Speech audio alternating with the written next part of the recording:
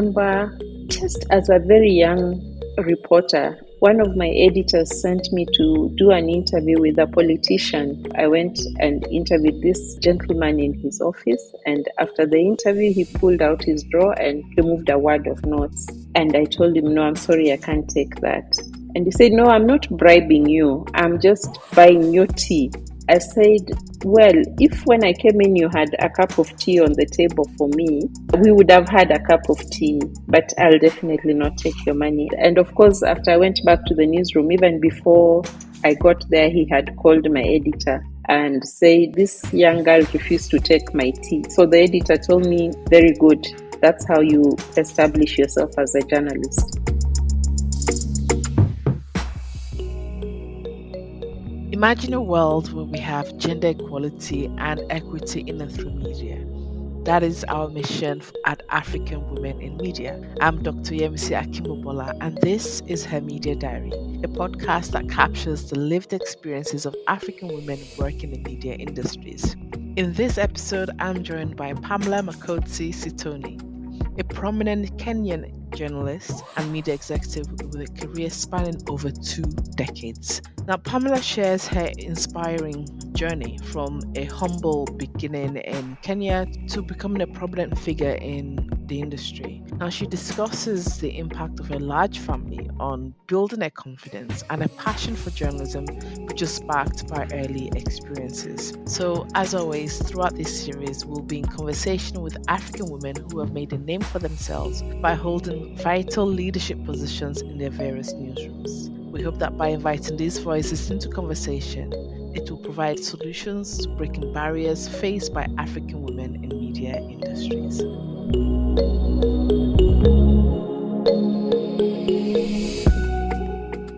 Pamella Sittoni, it's such a pleasure to have you on the podcast. I don't know how long we've been trying to organize this, but you've been very kind to give us your time. And I'm sure you've been listening to the podcast, so you know that we always start with getting to know the person, because we all know how successful you are, right? You've done amazing things, and we've got a lot to learn from you for this series on media leadership. So let's start from the beginning. Where did you grow up, Pamela? Thanks, Yemi. I grew up in Western Kenya. I am the 9th child and last born in a family of nine children.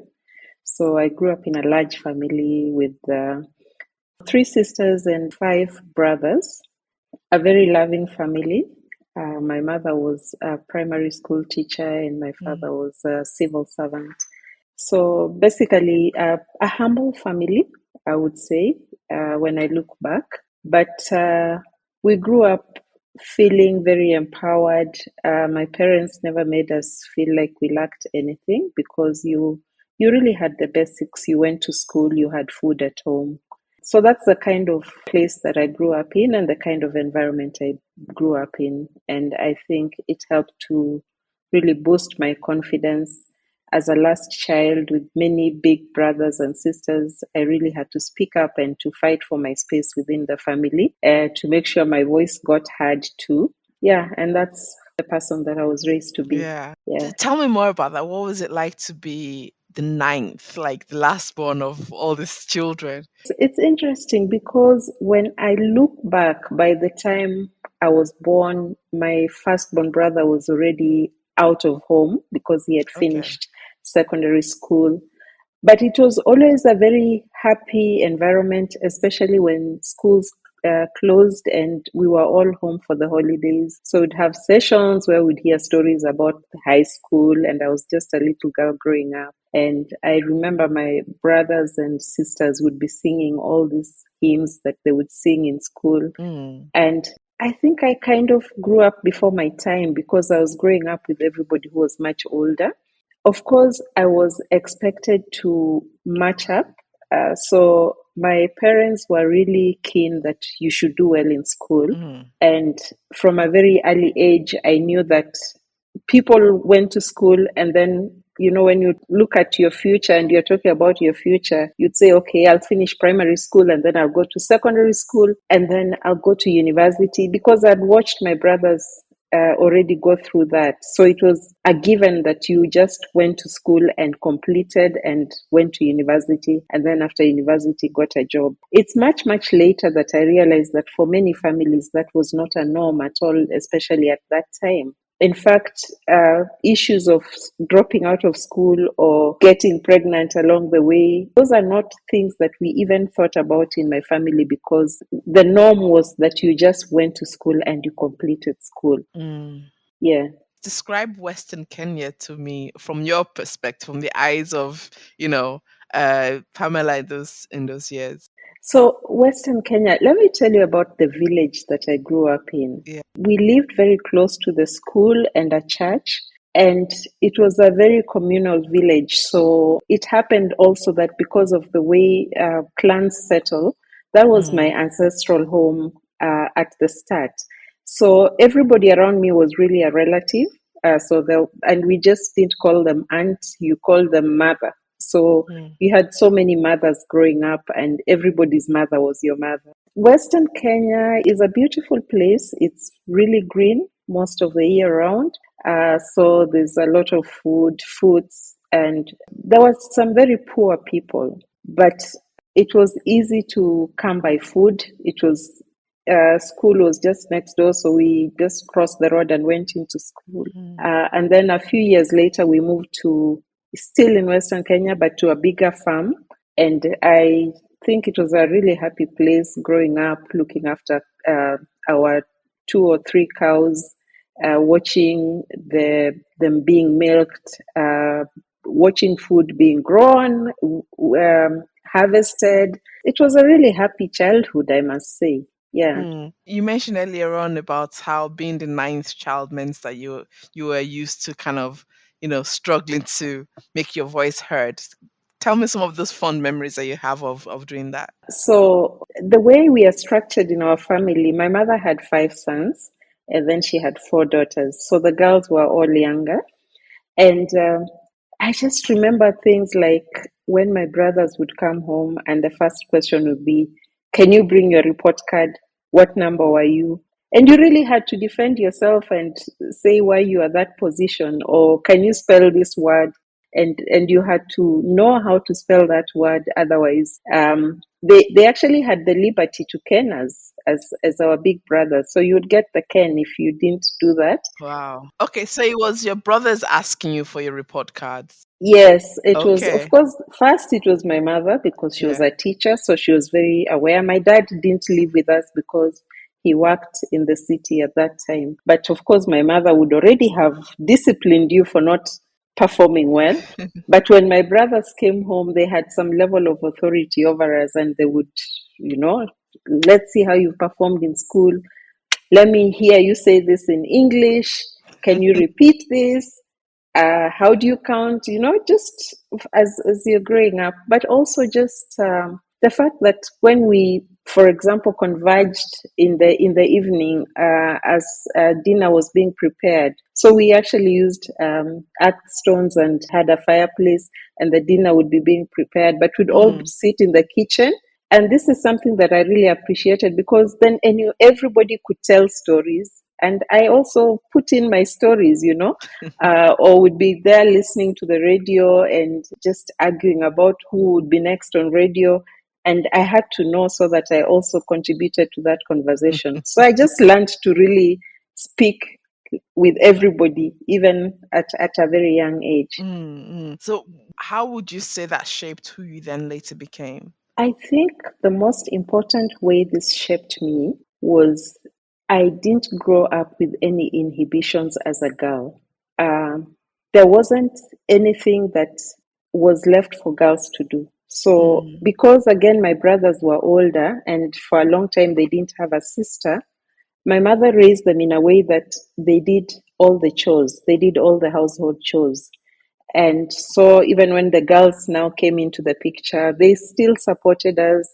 If we were, going to the river to fetch water, my brothers too would go to the river to fetch water, and my brothers would wash clothes. And I remember when I was about maybe 6, 7 years old, and one of my brothers was home I think at that time he was in university. And there's a time I wasn't well, and I remember him bathing me, for example. So, roles like that. I was just raised to know that as a girl, you could do anything, but also as a boy, you could do anything. And then also shaping me to know that I needed to be an achiever. Those days, it was a big deal to go to university. In fact, I remember the time when my brothers were making it to university.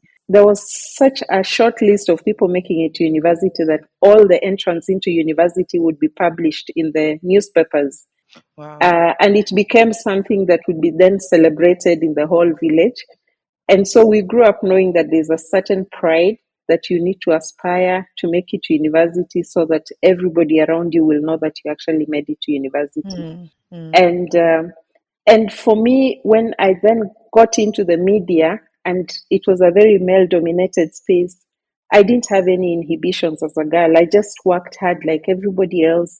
If there was an assignment to be done, I would go to any assignment. I would not be bothered about whether it was looking risky or whether a girl should sit in the newsroom and sit in some corner writing only a certain kind of story. No, I was just interested in everything. I think some of my senior colleagues, there's a specific one who usually teases me because when I was at the university studying journalism, he had an office across the road and he was trying to do a new magazine. So when I heard about it, I just walked into his office and I told him, my name is Pamella Makotsi, and I have seen your new magazine and I'd really like an opportunity to write for you. But he says what he remembers most is how confident I was and how I was looking him straight in the eye. Because he was used to very shy girls who would come there and they'd be drawing figures on the floor. But I just looked him in the eye and I told him what I wanted and we had a conversation. So he usually reminds me about that. But I take it back to how I was raised to just be a child, a human being. And then these gender issues came in much, much later. Later, yeah. And talking about university, you went to University of Nairobi. So did you study journalism there? So I went to University of Nairobi. Again, at that time, that was in the late 80s. There was no public university that offered journalism at that time. But there was a diploma program that was offered at Kenya Institute of Mass Communication. So if you wanted to study journalism, you needed to do a basic degree program and then go and do a diploma in journalism later. So that's what I did. I studied anthropology and literature. And then when I graduated, I went on to do a postgraduate diploma in journalism and mass communication, also at the University of Nairobi. So, but what sparked your journey towards journalism? So very interesting. Again, you'll notice I talk a lot about my brothers because I really believe those were my first mentors in my life. At some point, when I was a teenager, there was a high interest case happening in the country at that time. There was a lawyer who had died. His name was S.M. Otieno. And there was a big story about where he should be buried because his wife wanted him buried on the outskirts of Nairobi where they had bought a farm. And his clan wanted him to be buried in their ancestral home as per their customs. And it was a running case for a long time in the media. So I remember one of my brothers was home and he bought a newspaper every day. And I would read that story and I would look forward to the next story. And his advice to me was, oh, I see you have such an interest in this story. You should actually study hard and become a lawyer.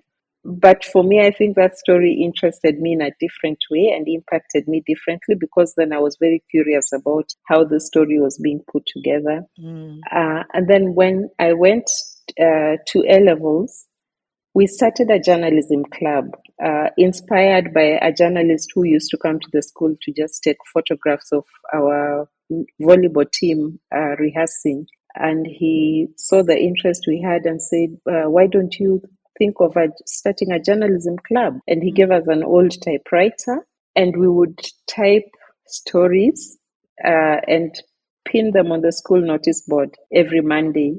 And it's interesting because the entire school would troop to the notice board to read those stories. There'd be stories about the game that was played over the weekend, the outing that was to the boys' school, the visiting day and who got visited and who wasn't. We even had horoscopes. But that's really, for me, was the foundation of my interest in journalism.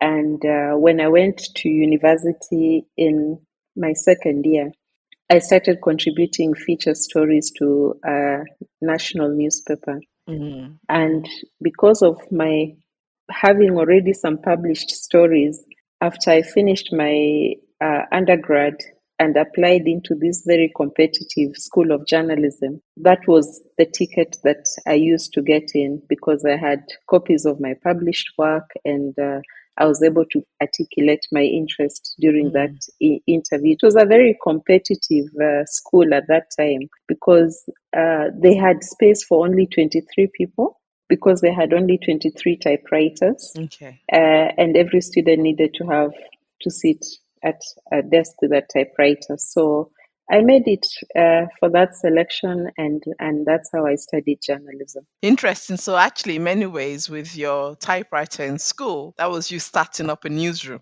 So there's always been Yes. some kind of newsroom leadership.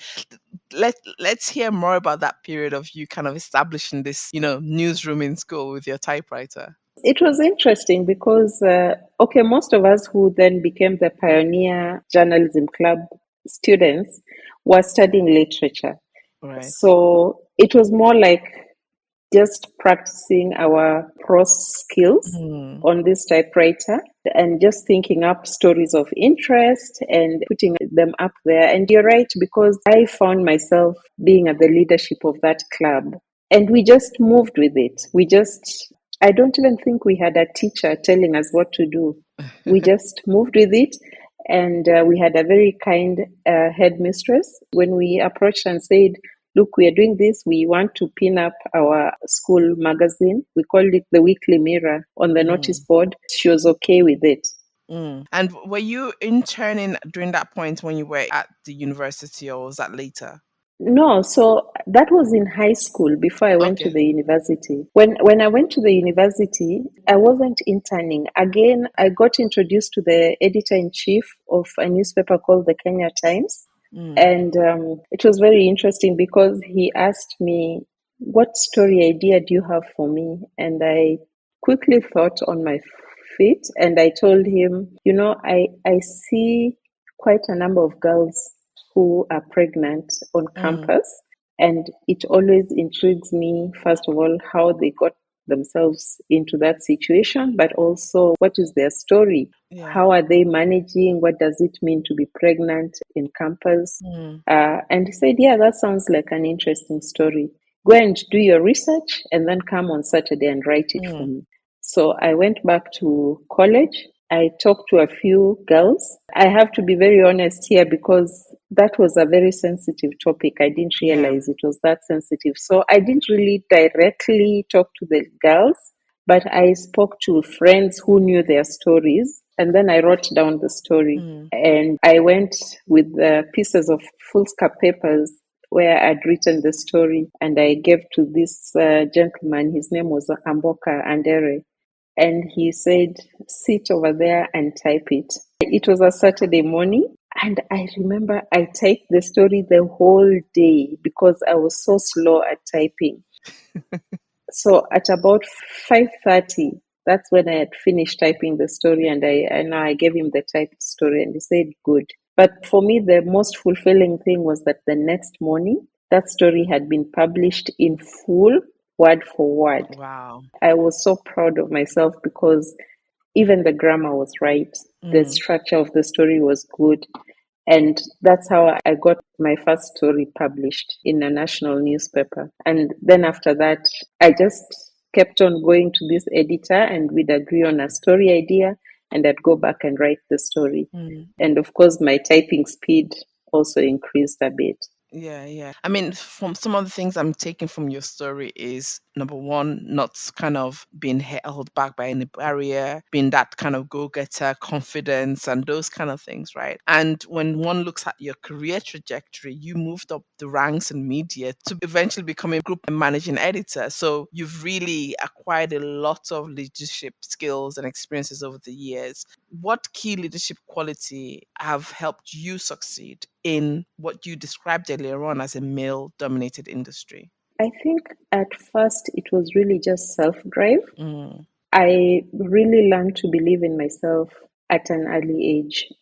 In high school, I must admit I was a bit of a joker, so I really didn't put in much effort into the academics. But when I realized that I could be a journalist, I put in my all. So when I finished my postgraduate diploma and I went to the Nation Media Group for the first time as an intern, I think I did my best. I was one of the few interns who was allowed to intern both on the news desk as a reporter, and then after a few weeks, I was transferred to be a sub editor as an mm, intern. Usually, interns would just be attached to the news desk or to the features desk to write. But I think my work was really clean, and mm, I learned how to be a sub editor at a very early age.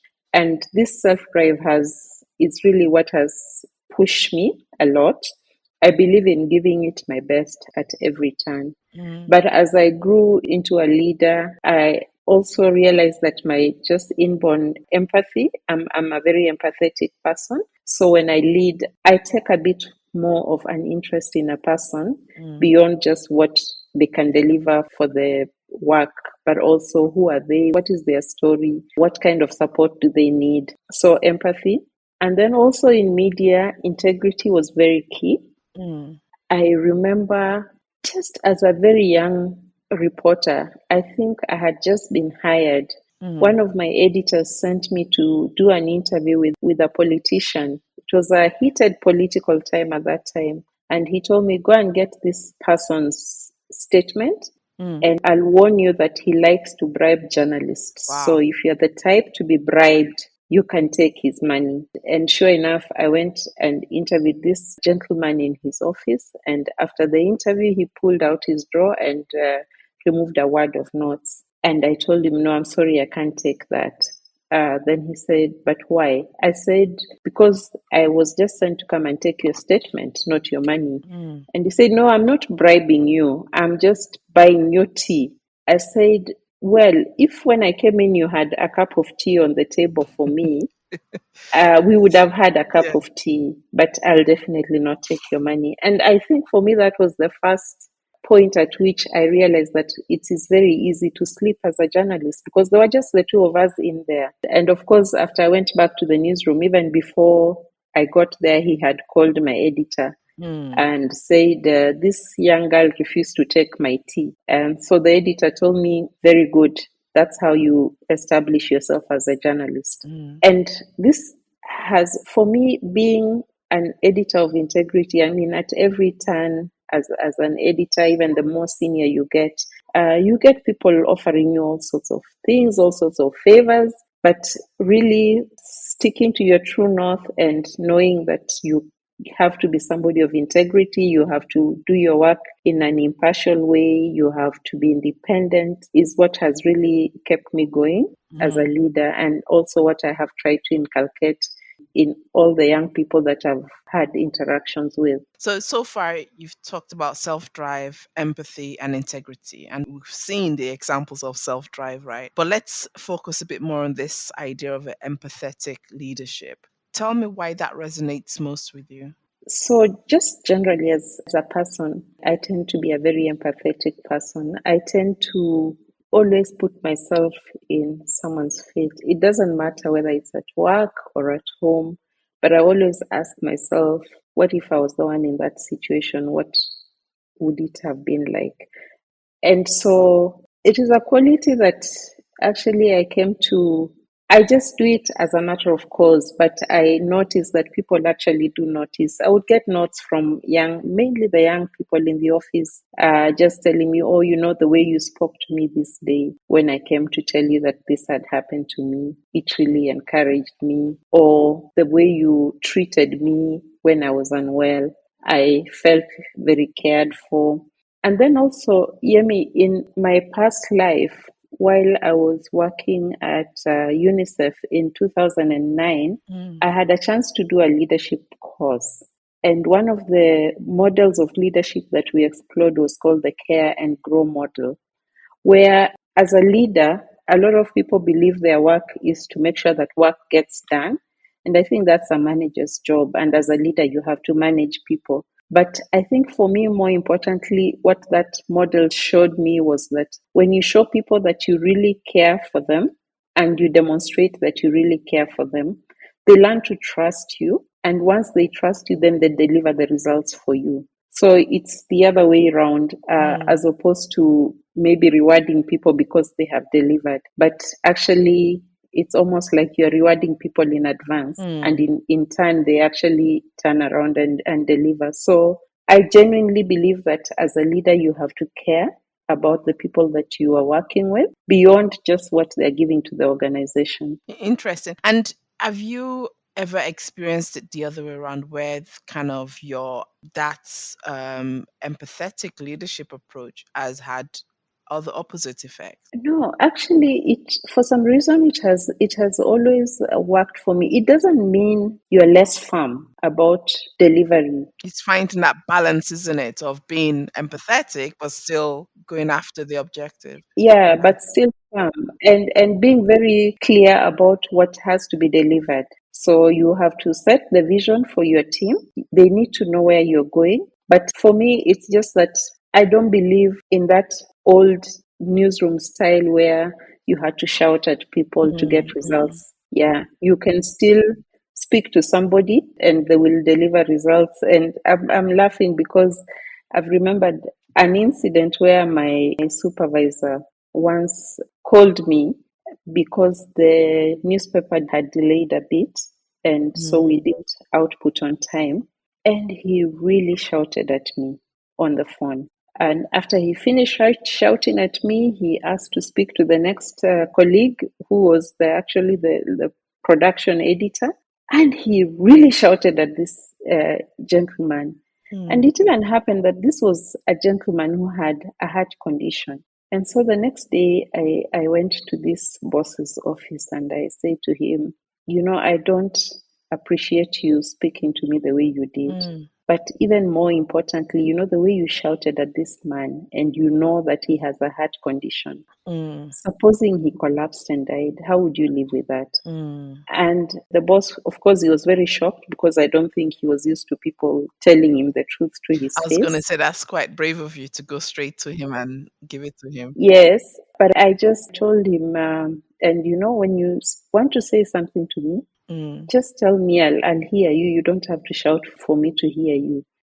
Suffice it to say, our relationship was never the same going forward because I think maybe he felt I had disrespected him. But I really had to say that to him because as grown-ups, the same way you say you don't beat up people for them to make sense of what you're trying to do. Yeah. You also don't have to shout at people or, to walk around throwing your weight for them to know that you have authority. I think the best way to exercise authority is by just delivering results and by leading your teams to deliver results. And how have you translated that style of leadership to things around gender equality in a newsroom and creating an inclusive environment? So I've told you about growing up almost gender blind. Yeah. And for me, that's the attitude that I brought to the newsroom. But of course, that wasn't the reality. The reality was that there's a certain way people see women, there's a certain way assignments were given even to women. And I don't know how I broke that, maybe because of also being very confident around my male colleagues. They probably realized that she can do it just as well as the next person. So at some point at Nation, we set up the gender desk with the help of the Gates Foundation, with funding from the Gates Foundation. it was two-pronged. One was to ensure that we start having content that is gender balanced, giving women a voice to be heard on our platforms just as men. But the other aspect of the desk was to also show that we want to increase the number of women in leadership. We want to bring about some level of equality within the newsroom. And like I've already told you, I speak out quite a bit. So in meetings, even when I was the only lady, I would ensure that I speak, and I would ensure that I would speak and demand. If we are having promotions, I'd say, yeah, but you can't promote only men. You can't have a list of promotions just with men. You have to also look at the ladies. So slowly by slowly making a few wins, it's not yet 100%, but just pushing and using your influence at every point to ensure that you carry the other ladies along.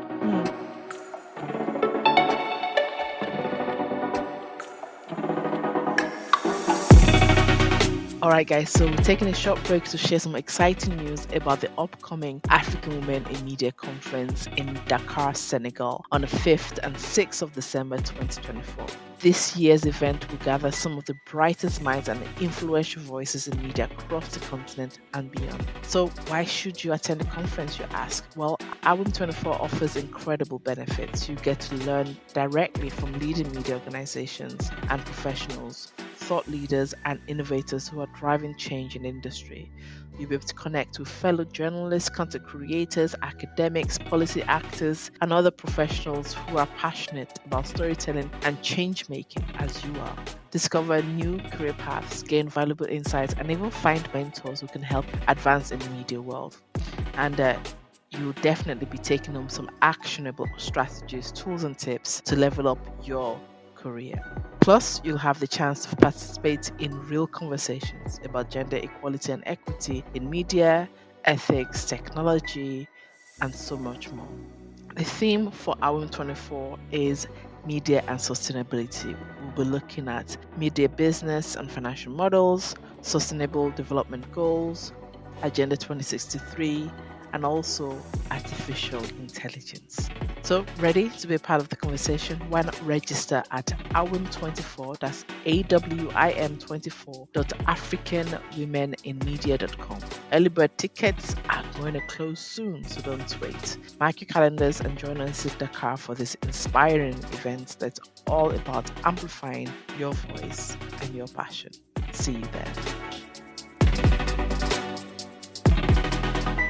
So I guess what you're describing to me makes me reflect on the fact that, yes, you can have your own personality, your own kind of stance of being gender blind, I should put it, right? Of confidence and all that. But that doesn't necessarily mean that other people have that same feelings, right? And therefore, whether you see it or not doesn't mean that you're not experiencing kind of gender discrimination and those kind of things. So, what has been your experience of that beyond kind of how you saw yourself? So I know that there are biases, and for me, I think the way I experienced it is at every point when you get a promotion and you hear mamas, for example.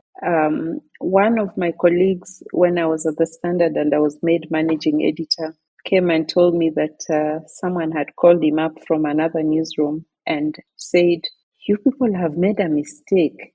How can you put that girl in charge of the Standard?" Wow. And so I said, it's fine if that's his view, but I'll just prove him wrong. Mm-hmm. And at some point, the same colleague came and told me, I called that man up and I said, do you still want to maintain your view? And he said, no, no, no, no, no, no, no. I've changed my mind because I really did my best in that position to a point where the gentleman actually saw the kind of competition that the Standard was posing to them.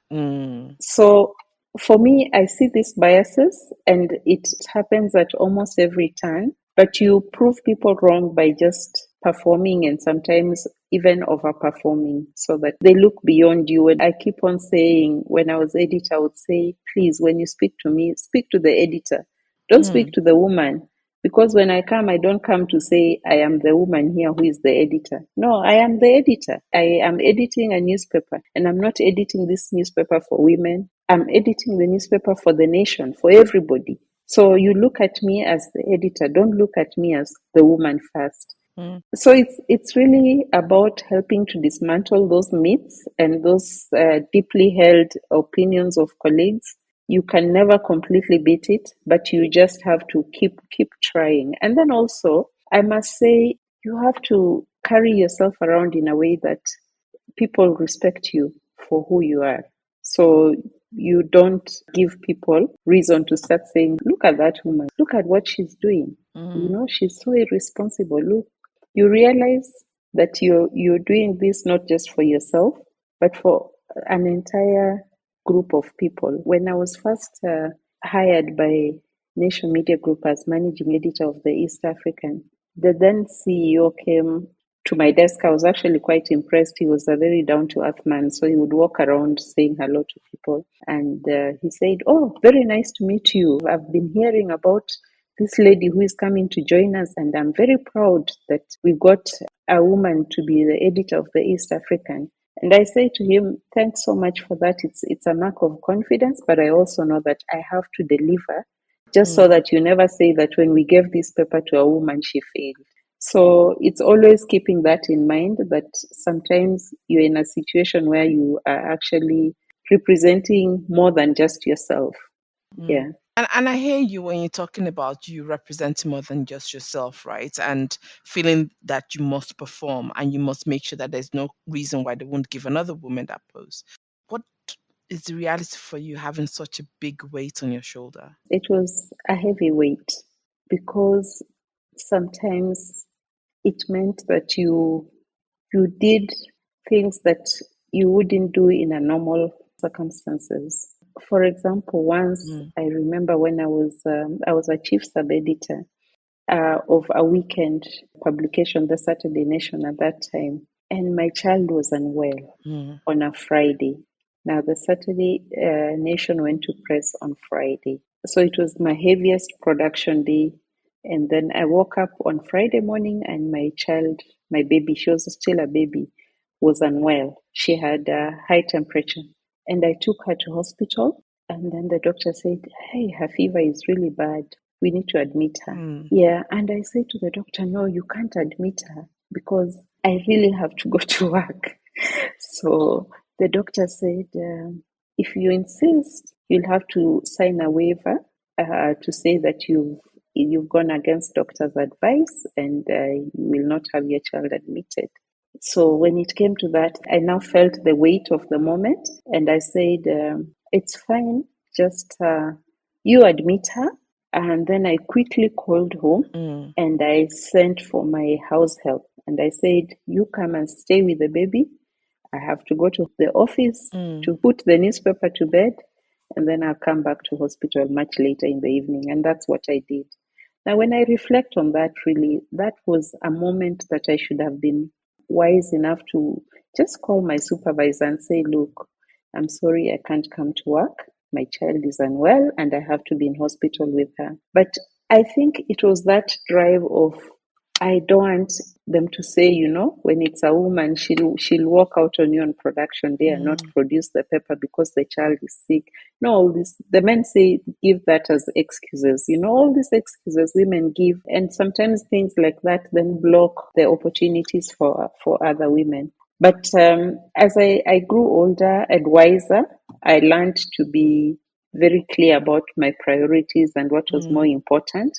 And so if something like that was to happen to me right now, I would know that, no, there's situations even when men can't come to work, and it shouldn't be taken against them.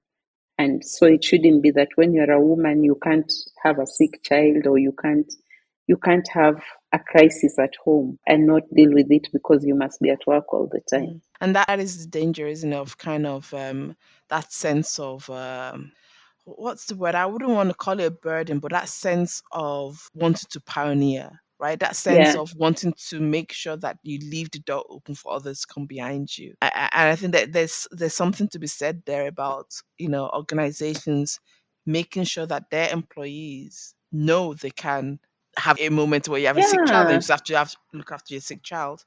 Yeah, it really is. And I think, unfortunately for me, again, growing up in leadership, we didn't have the kind of courses that I now see where, you are taught this is how you lead.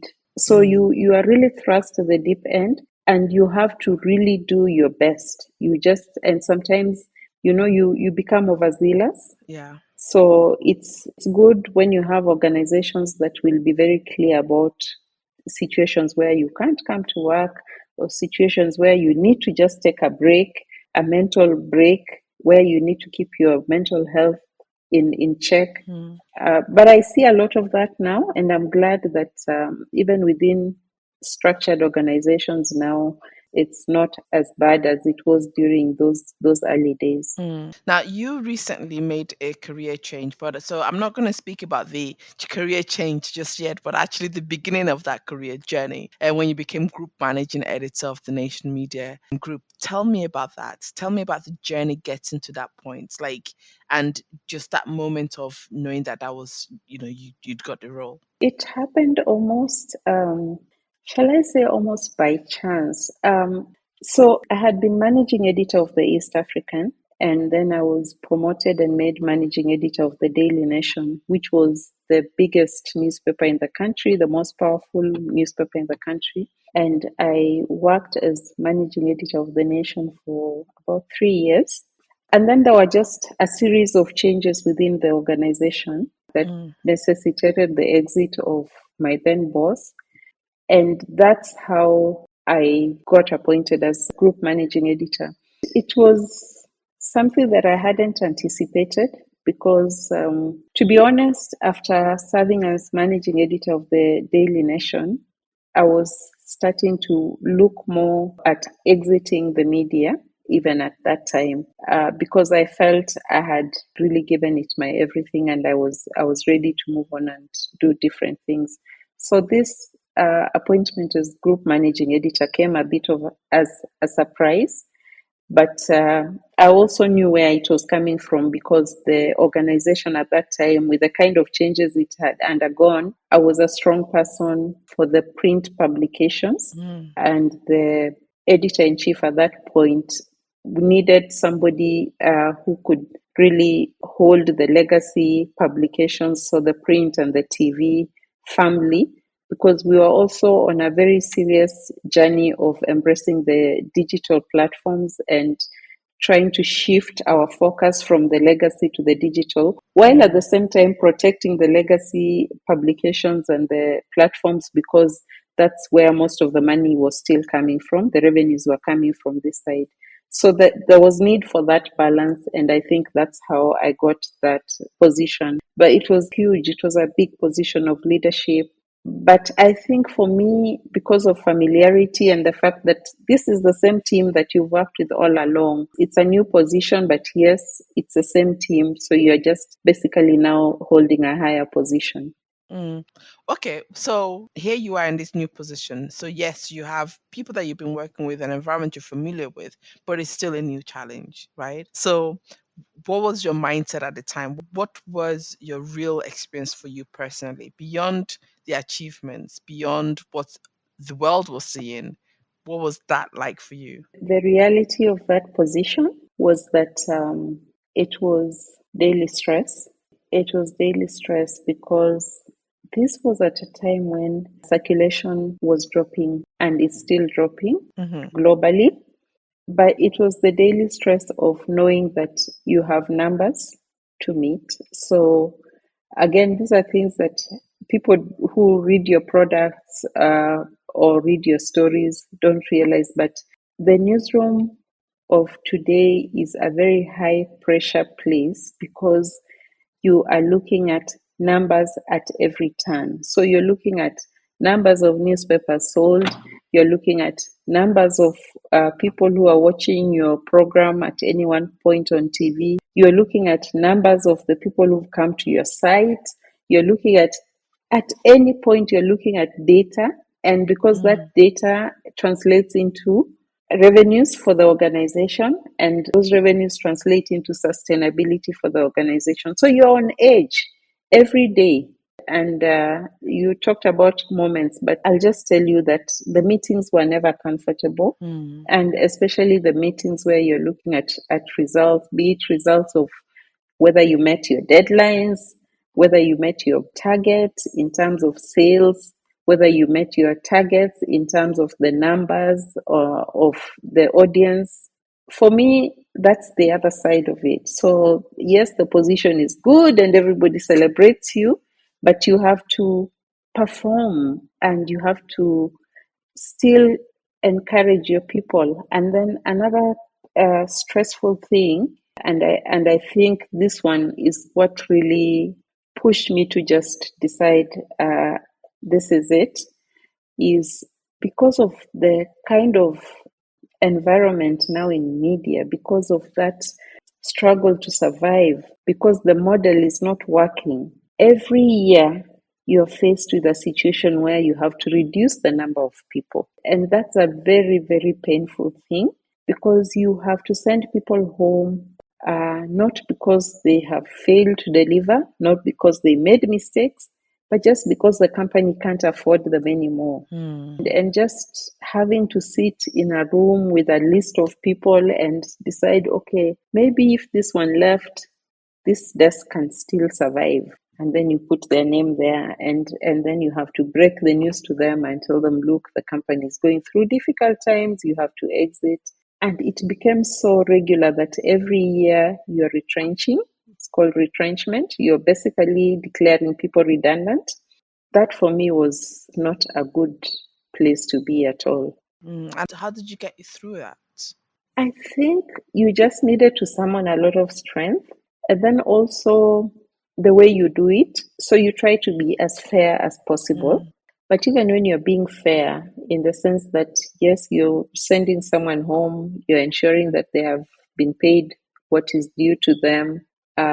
When you talk to them to tell them that, look, we have to ask you to leave, you do it in a way that they feel that you feel their pain. You do it in a sensitive way. You tell it to them in a sensitive way. You work with HR to ensure that there are counseling services in case these people need counseling. You ensure that the company has put in place certain structures. So, for example, at Nation Media Group, one of the things that were really appreciated was the fact that if somebody was sent home, let's say in June, they would still have the privilege of the medical cover until December for 6 months. So that you have a kind of soft landing.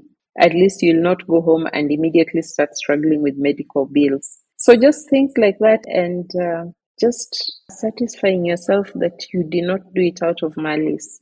Like, I never really had to send anyone home and feel like it's because I just didn't like them. It had to be justified.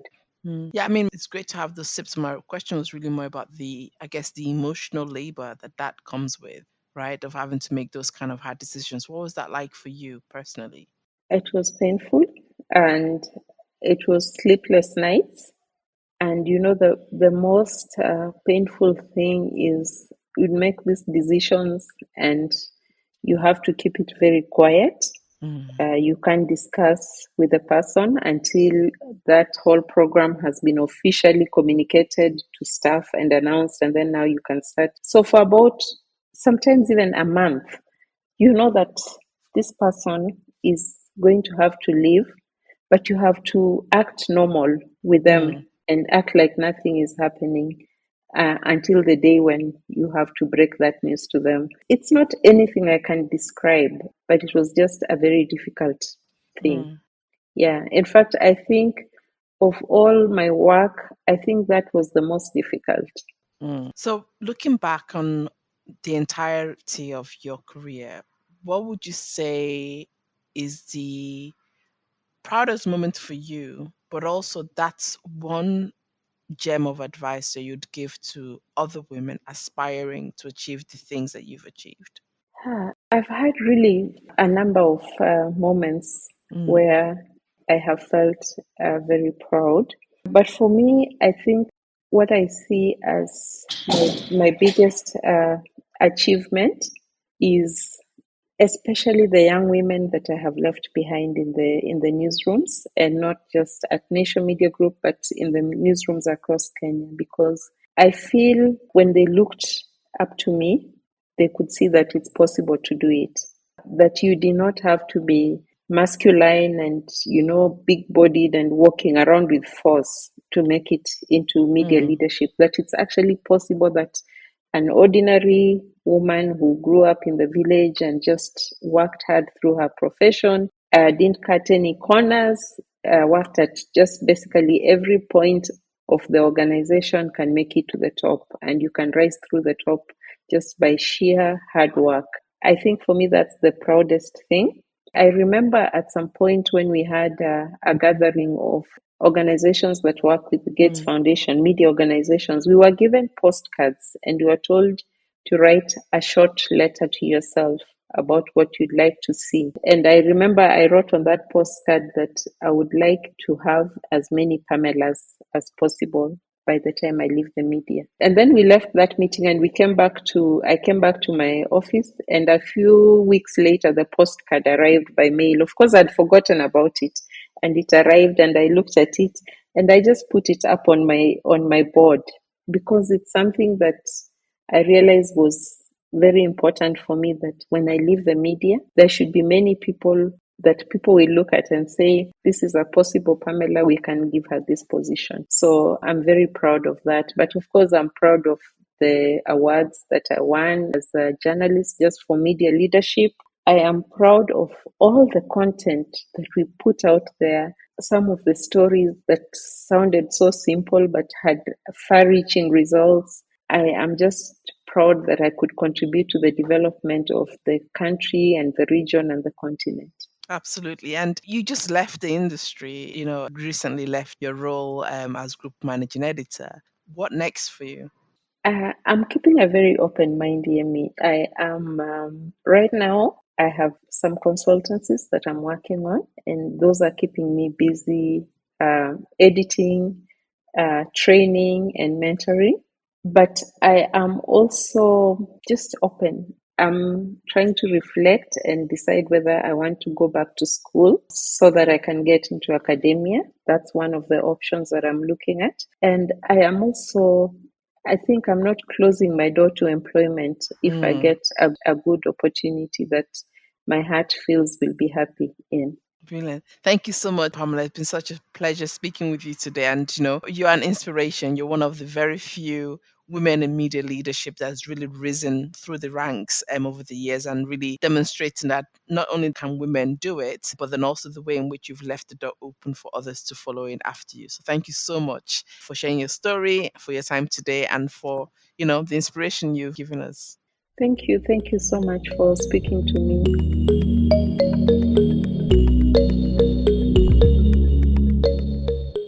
Pamela's story really emphasizes the importance of self-drive, empathy, and integrity in leadership. Growing up as the youngest of 9 children in a loving family, Pamela learned early of the importance of making her voice heard. Her story is a source of inspiration for anyone aspiring to make a difference in their field. Drop me an email at yemc@africanwomeninmedia.com with your thoughts, and please do the same if you'd like to join me on an episode of the podcast. To find out more about African Women in Media and our work, visit our main website at africanwomeninmedia.com. In the show notes, there's a list of organizations and resources to support you if you have experienced any of the topics we've discussed today. And as always, subscribe and follow Her Media Diary on your favorite podcasting platforms. And don't forget to join the conversation using hashtag Her Media Diary. Her Media Diary is a product of African Women in Media, an NGO advocating for gender equality in the media industry. And this episode was hosted by Dr. Yemisi Akimbobola, produced and edited by Blessing Udeobase as part of a 4-episode series on women in media leadership. All music featured in this podcast is by Nana Kwabena. Thanks for listening, and join us again next time.